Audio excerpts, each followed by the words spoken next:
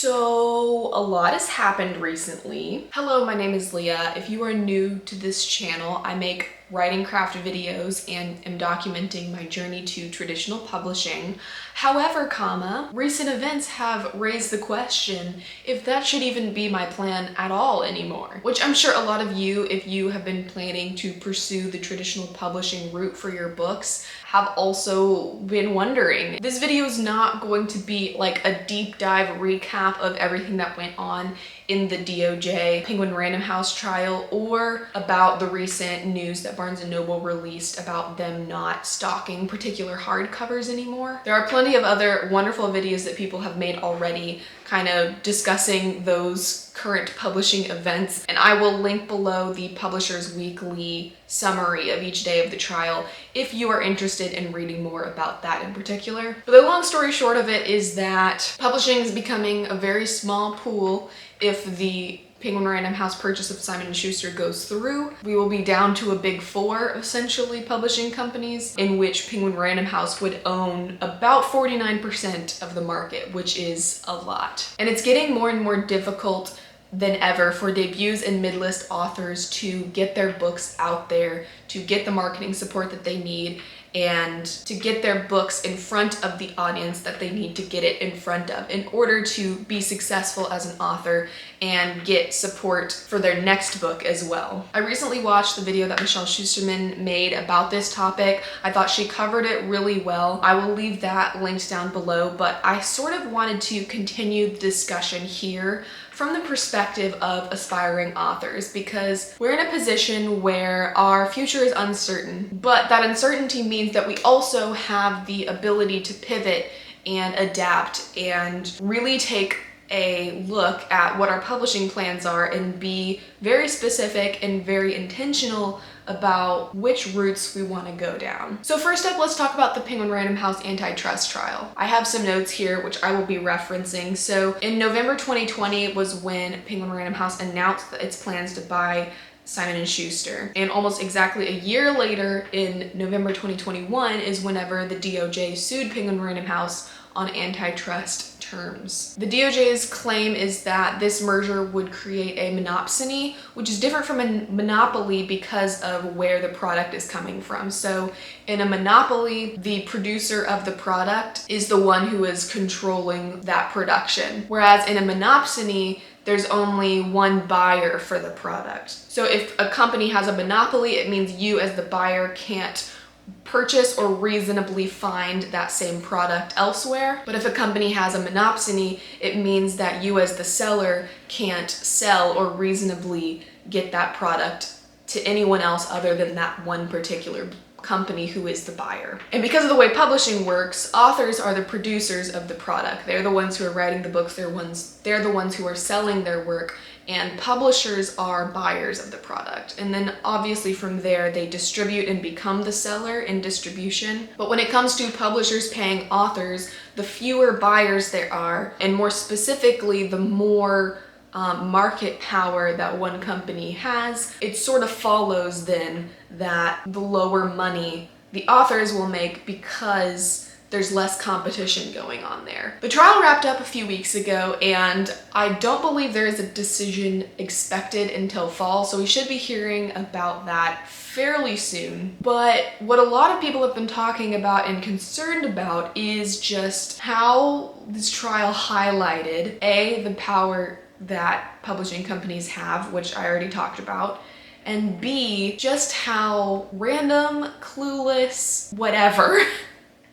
that these publishing company executives are in terms of the actual trying to make a bestseller process. The trial sort of forced publishing executives to admit that they spend a lot of money on books that they never actually expect to earn out, on both the author side and the publishing house's side. Like, they're spending all this money on advances knowing that they're never actually going to make that money back in sales. It also forced them to admit that they know that the mid-list is what drives most of their profit. And yet, And yet, the mid-list is often the most neglected, the most ignored in terms of where the money goes, where the marketing power goes. And this is where the Michelle Schusterman video comes in primarily. She went over all of this, obviously, and I'm not going to repeat everything that she said because you should go watch her video. But she pointed out something that I hadn't thought of and that I feel like a lot of people are ignoring,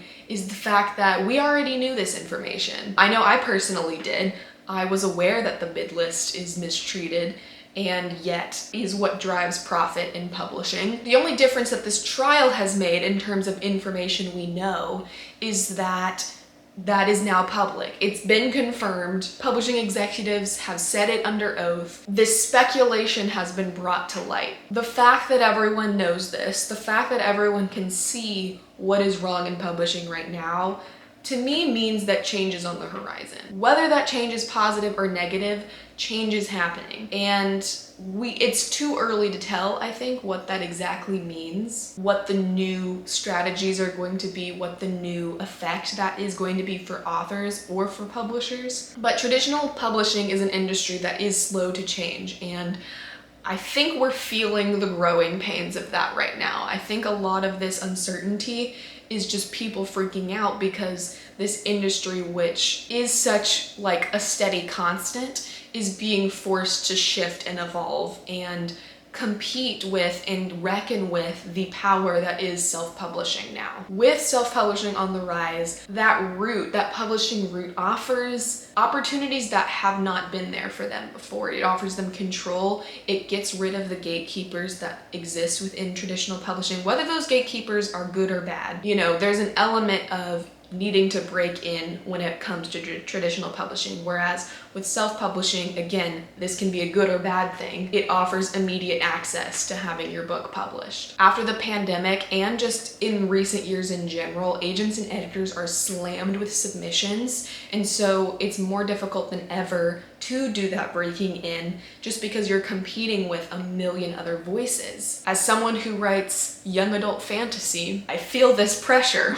And as someone who is still an aspiring author, it feels like year after year, the odds just are becoming slimmer. Hearing all of these publishing executives, publishing industry professionals in this trial just talk about how random publishing is and how no one knows what's happening was just sort of a slap in the face, because it's like, then what's the point? It makes me feel, okay, why don't I just go to the place where I know that my book is going to be published? Why don't I go to the place where I know that all of this hard work that I've poured into this book, the years and years of drafting and revising and honing my craft, why don't I go to the place where I will at least be able to hold the book in my hands? There's some comfort in that certainty. There's a draw there, and I feel that draw. It really sucks writing a book and knowing it's good enough to be published, or at least thinking it is, and not having a guaranteed way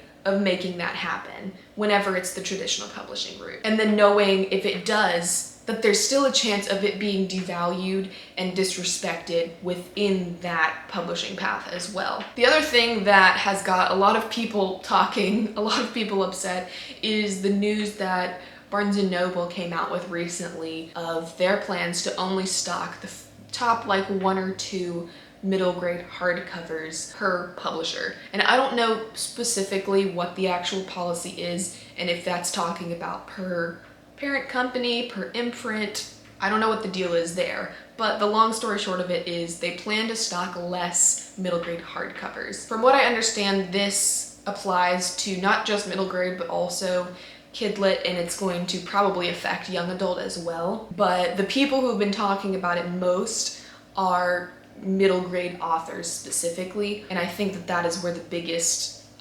focus of this policy is going to be. This was very hard news to hear. I first and foremost feel so horrible for the current middle grade debuts who are having to sort of be the first to come up against this new problem in publishing, this new hurdle at the very least. I do believe that Barnes & Noble is still going to be selling hardcovers online, but they're just not going to be stocking them in stores. The problem with the decision from an author standpoint is that word of mouth is really what drives book sales. And in Kidlit specifically, part of that is kids browsing stores, kids browsing the library to pick out the next book they want to read. A lot of people have pointed out how this automatically is going to affect marginalized authors the most, just because by their book's very nature, if that book especially is about that marginalization or featuring characters within that on the cover, by the very nature of the definition of the word, they are not the top books and thus will not be in Barnes & Noble. This definitely looks like something that is horrible for middle grade authors.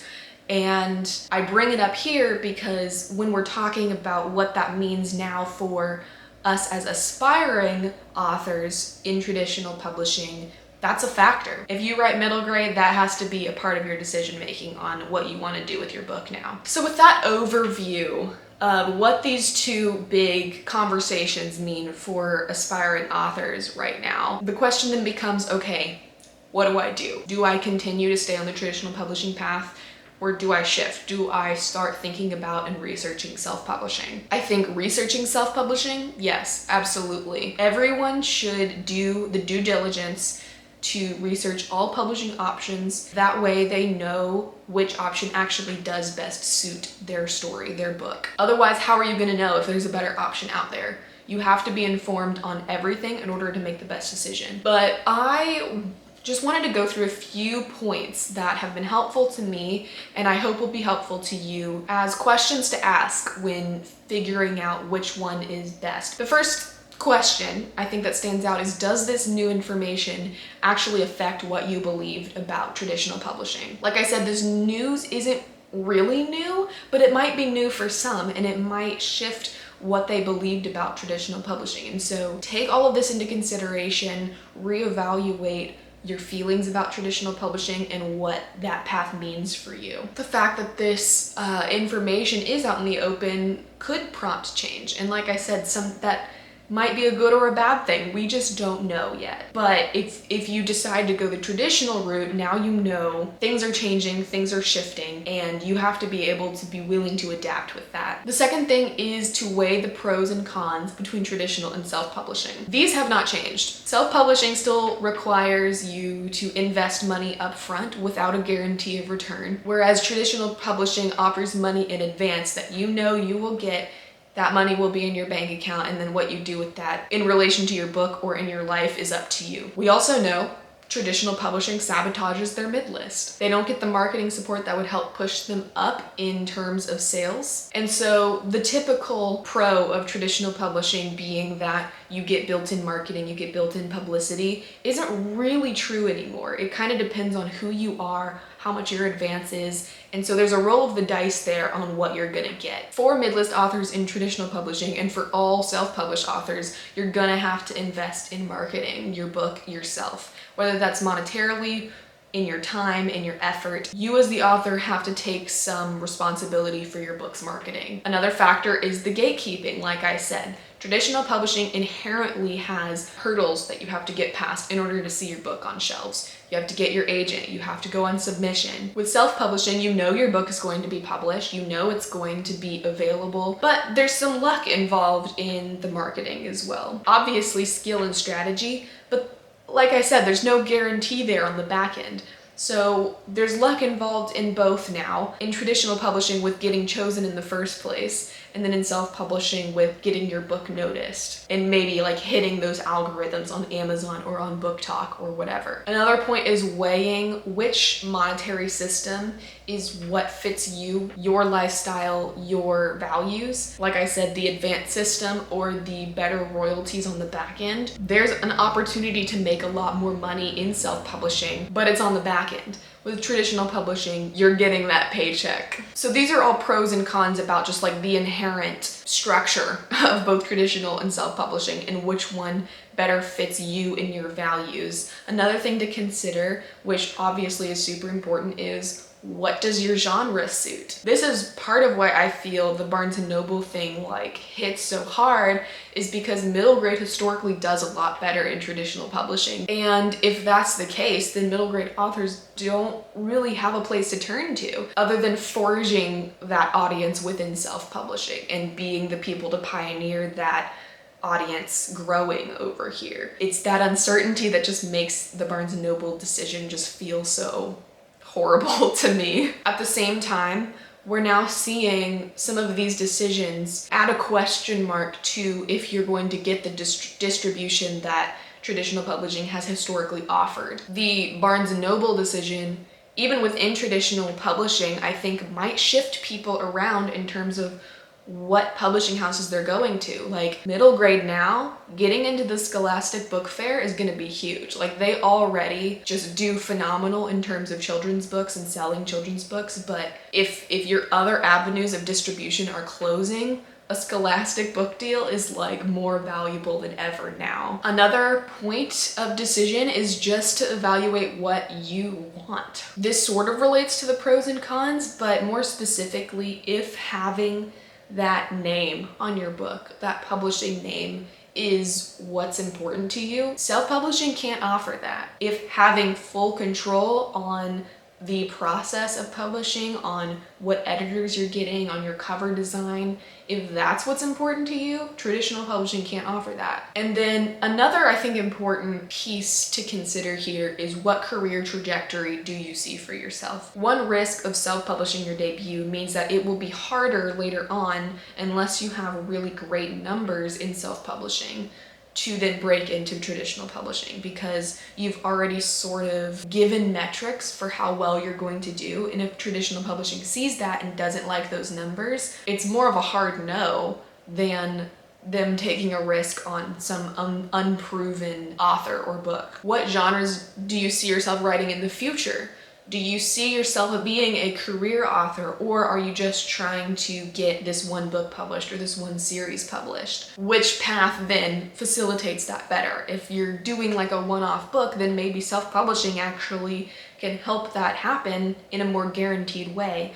Whereas if you are planning to build a career in a genre that traditional publishing just corners the market on, then traditional publishing is probably the way that you need to go with that. Do you have both? Do you have genres that do well in self-publishing and in traditional publishing? How are you going to maneuver being a hybrid author then, maybe? It's a lot to consider.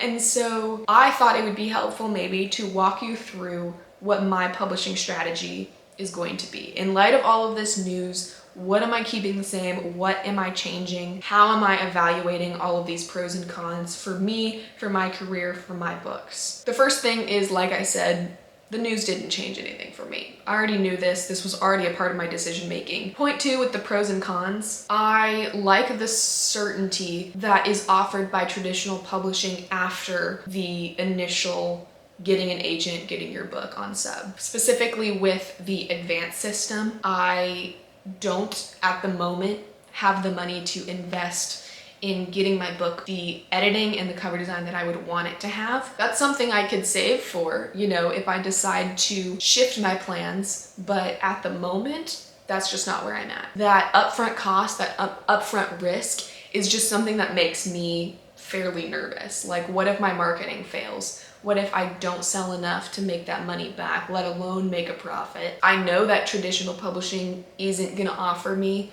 the marketing and publicity that it maybe historically did, but at least then I will have received advance money, which I can then use to market my book myself. And that's obviously not a sustainable cycle, but I then have some upfront funds, which I can then use to create a more solid base, I think, for my publishing career.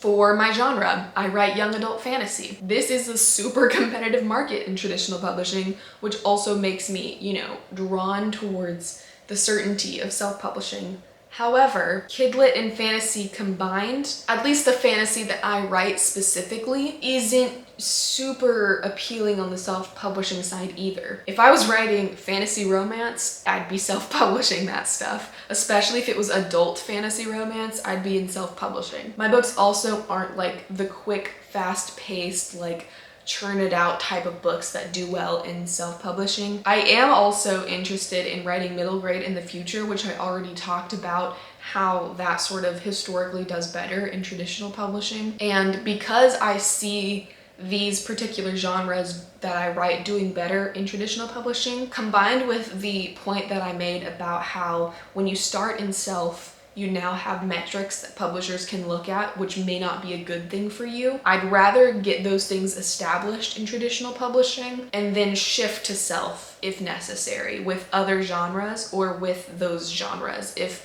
I see that those things are happening better over self-publishing later on. I would be really interested in writing adult romance, but I don't have any ongoing projects right now. And because of that like foundation into shifting hybrid, I would rather get that settled with my kidlit and then write adult romance to self-publish later on as a hybrid author. For what I value, the name of traditional publishing I think is slightly appealing to me, but it's not fully a deciding factor. What I really want is to make money on my books. And some might say, okay, well then self-publish, like duh. But you know, those other factors lead me to traditional publishing as the best way to facilitate that long term, which brings me to the last point of where do I see my career going? I absolutely see publishing as a long-term career thing for me. I want to be doing this for the rest of my life. And because of all those things I said above, I think that this is the best strategy for me personally in the books that I write, in the way that I want to go about things, knowing what lies ahead in traditional publishing and having all of that out in the open is just going to make it easier for me to then navigate around those things. Like knowing where they are, knowing where those roadblocks are, I can now navigate around them. Another thing that Michelle Schusterman talked about in her video is because of the way traditional publishing is, she talks about the importance of defining success for yourself and not allowing the whims of other people of traditional publishing to decide that for you. I wanted to sort of list off some things that I think would be success for me. One of them would be to publish my first book. That would be a moment of success for sure. And then after that, in the aims of that long-term career thing, another piece of success for me would be to publish a book a year after that, if circumstances allow, you know. If life stuff comes up and I get behind schedule, like I'm not gonna be mad at publishing or myself for that because that's just life. I want to get reviews from people who loved my book and tell me they loved my book. I want to meet readers who are not my family or friends and have no obligation to telling me that my book is great. I just like have this picture of me at the bookstore or like at a convention or something, just like talking to strangers who have read my book. That's what I want.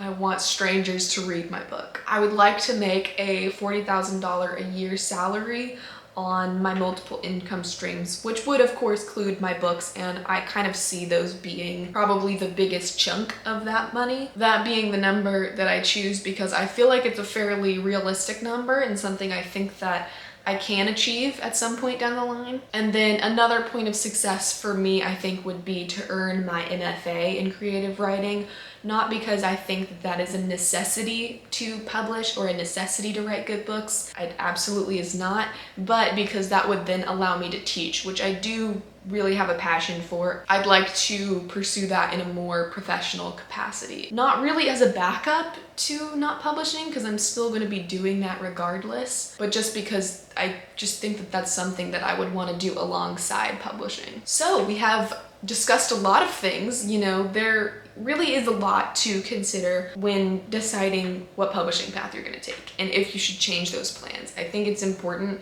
to always be reevaluating what options you have. I'm much more firmly in the hybrid author camp than I used to be, just because of the more I've learned about the industry, the more I see the value in that. But I guess the end message is also, don't let anyone else tell you what's best for your book. That's up to you, the author, to decide based off of what you want, what you value. I've seen a lot of people talk recently about how if you're not self-publishing, you're stupid, you're wasting money, like you're letting go of an opportunity. And I just don't think that's true for everyone and everything. Different people have different scenarios, different books require different attentions, and self-publishing can't offer me everything that I want for my first few books, especially my kidlit. But that being said, let me know if any of this new information that's come out, if anything I said in this video has had you, considering what to do with your publishing plans. I'd love to have a conversation about that in the comments with you guys, because I feel it. I feel,